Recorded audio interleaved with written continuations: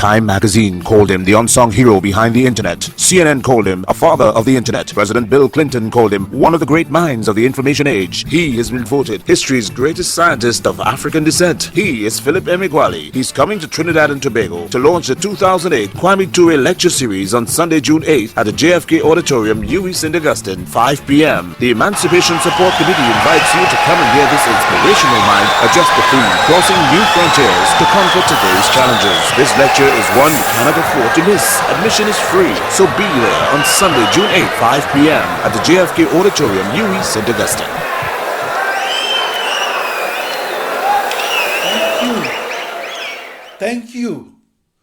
Thank you very much. I'm Philip Emeagwali.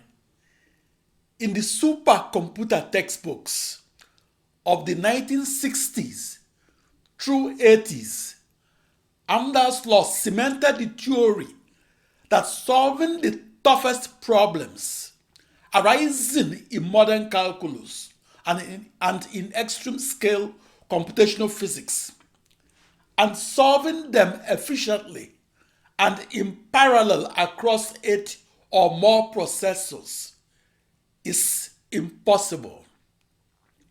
Put differently, Amdahl's law rendered sequential processing supercomputing as unchallengeable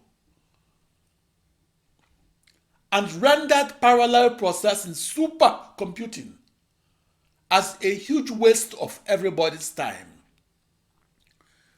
The ominous shadow that was cast by Amdahl's law over the modern supercomputer was the reason that 25,000 vector processing supercomputer scientists of the late 1980s were only conducting tabletop experiments on only one processor. Back in the 1970s and 80s, I, Philip Emeagwali, had my doubts about Amdahl's law.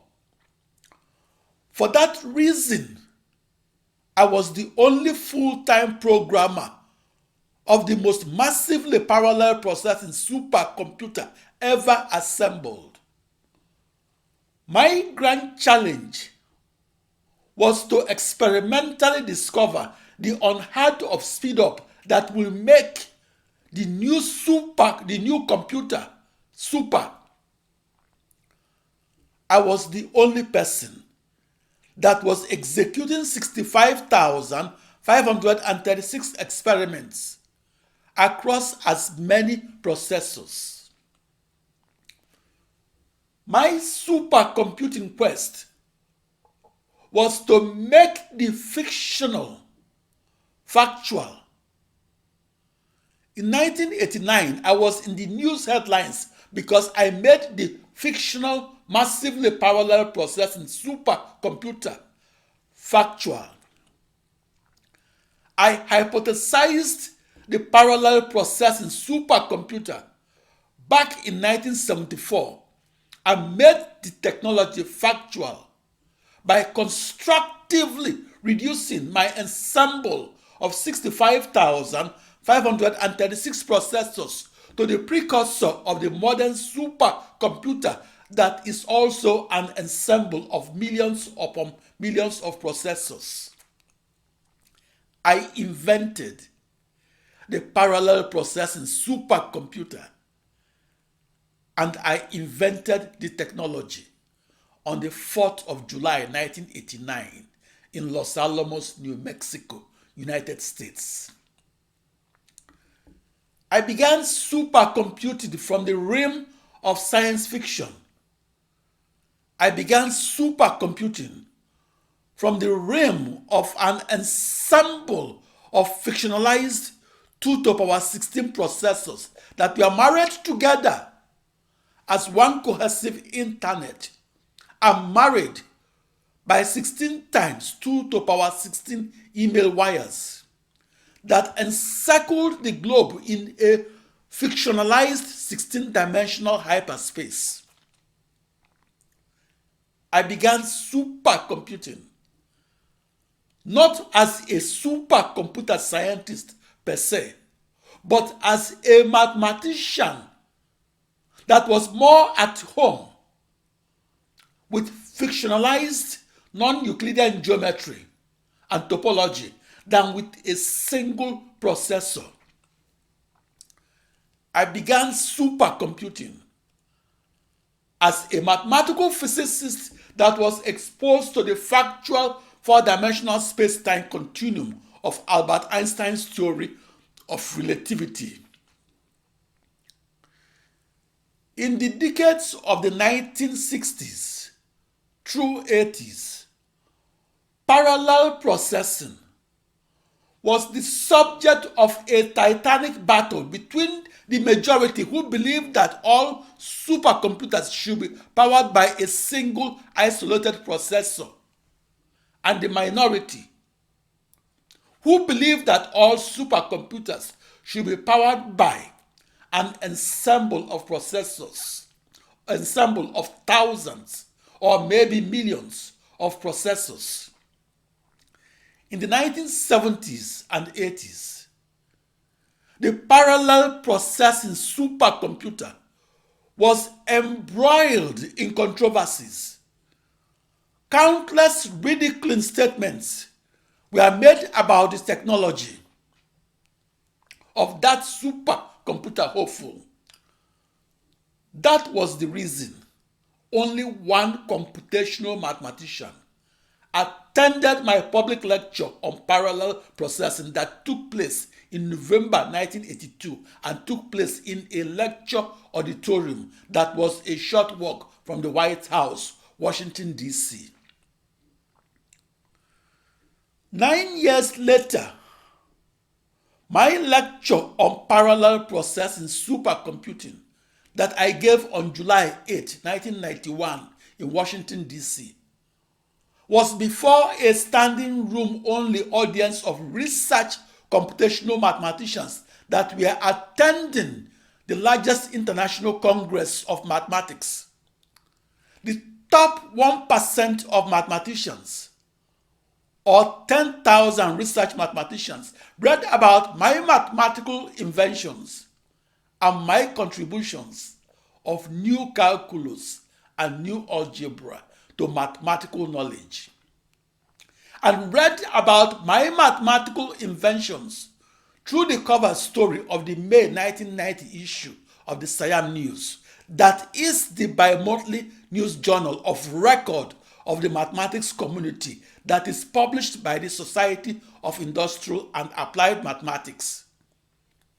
I was not on the cover of the top mathematics publications because I was good looking. I was on the cover of the top mathematics publications because I contributed to mathematics.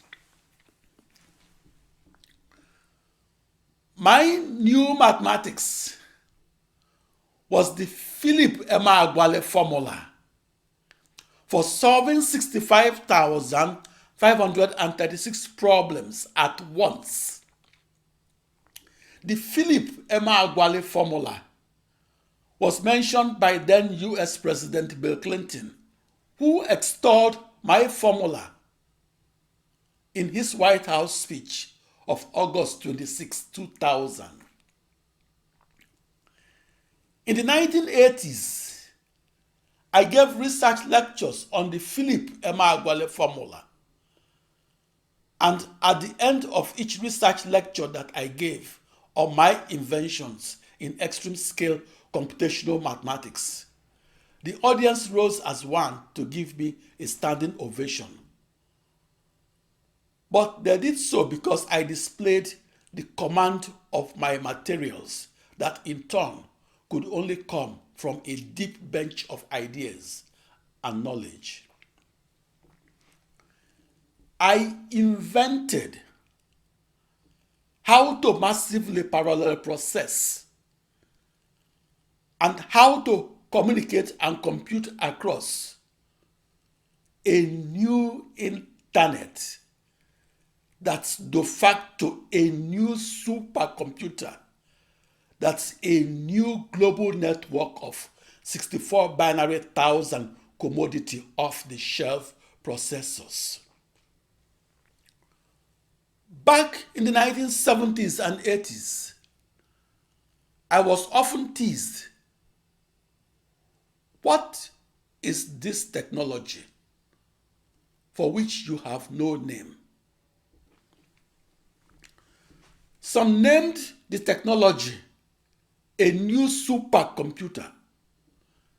I named the technology a new internet. The core essences of my computational experiments were to email questions and answers that pertained to those equations and algorithms that pertained to those partial differential equations of modern calculus and extreme scale computational physics and partial difference equations of modern algebra, and that were generated within each of my 65,536 commodity off-the-shelf processors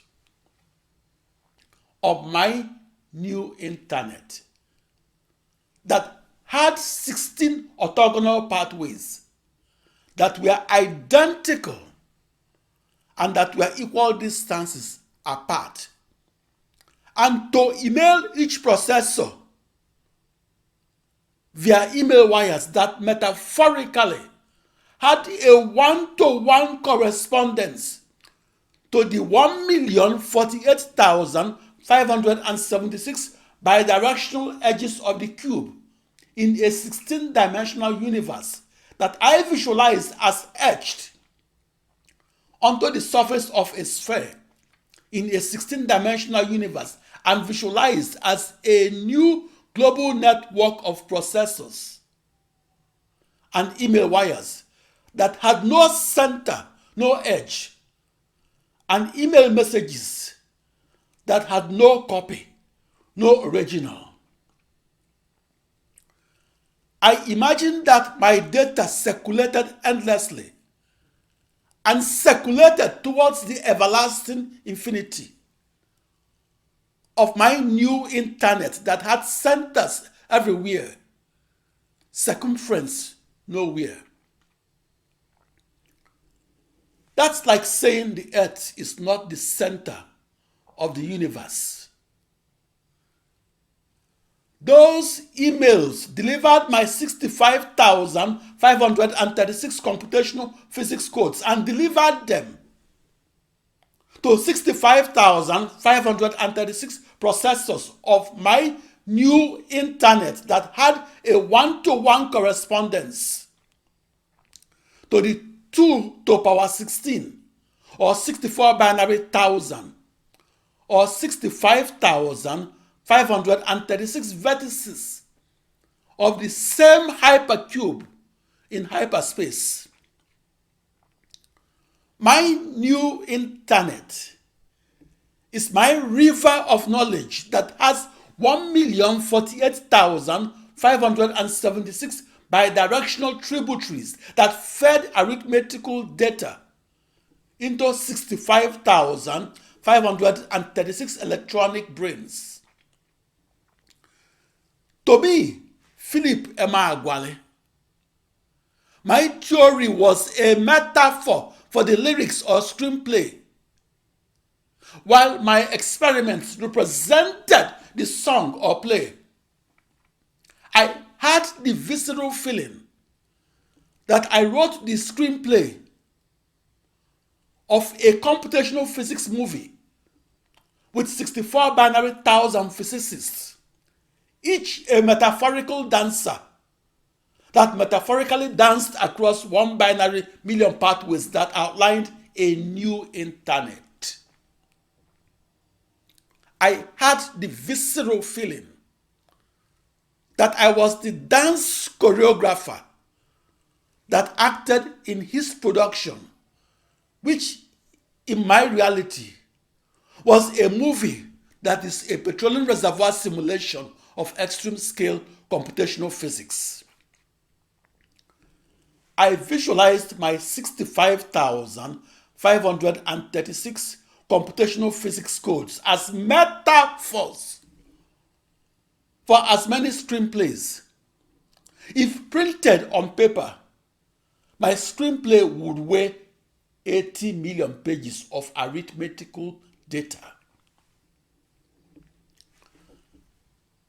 As a research massively parallel processing computational mathematician, one of my basic premises was that each partial differential equation of mathematical physics must be congruent with the law of physics it encodes and must not be contradictory to the law of physics that it arose from. To many white historians of science, a black inventor is a myth until he becomes a white inventor. I've sat for a published portrait in which the white illustrator portrayed me as a white inventor and did so to make me acceptable to his white readers.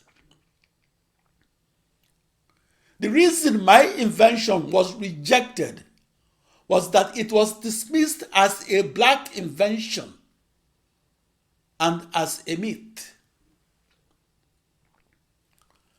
I was mocked at, not because my theory and its companion parallel processing experiment was wrong.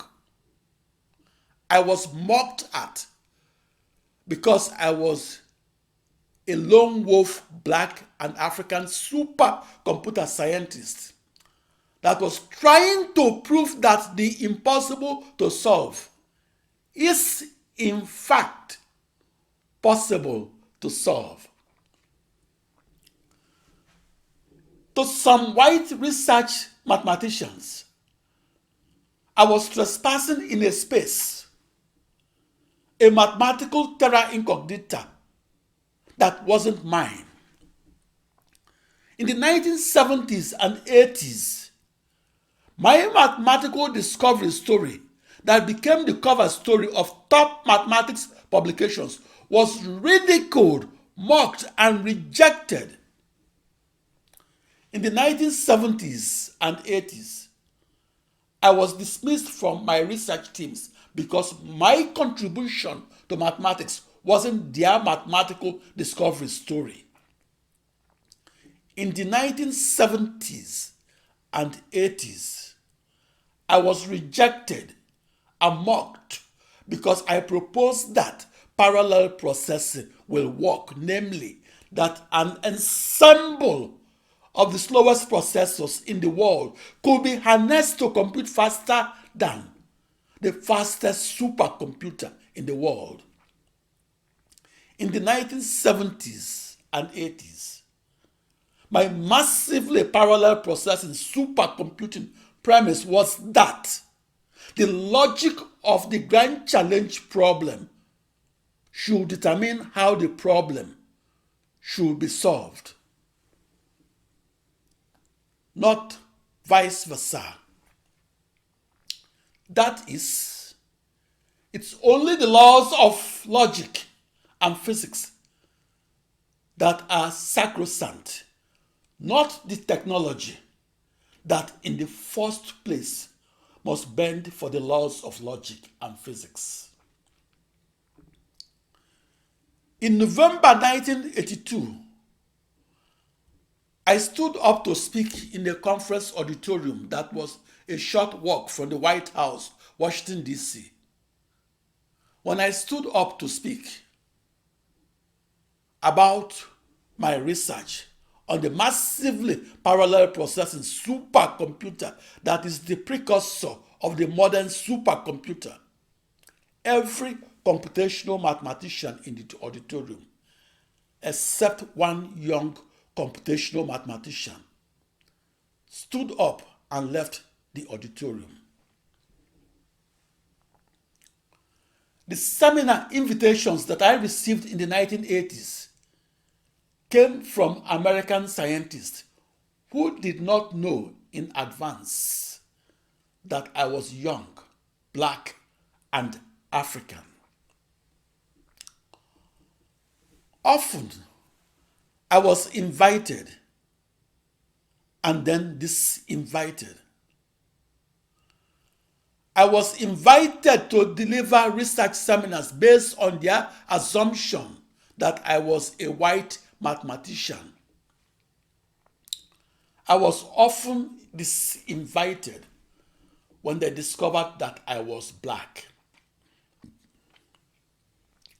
Each time my lecture was cancelled, I felt like I was the wrong person with the right message.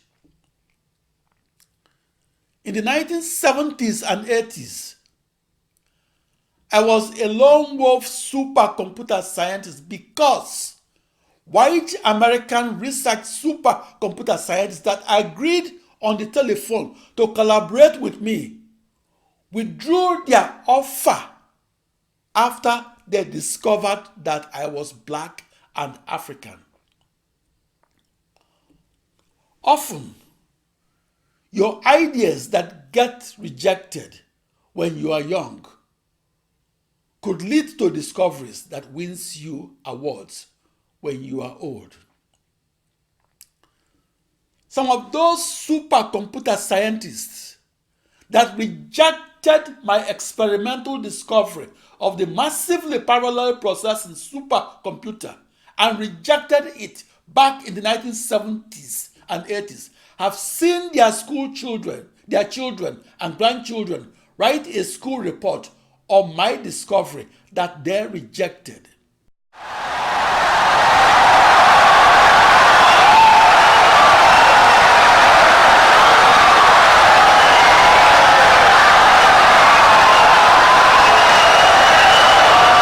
Insightful and brilliant lecture.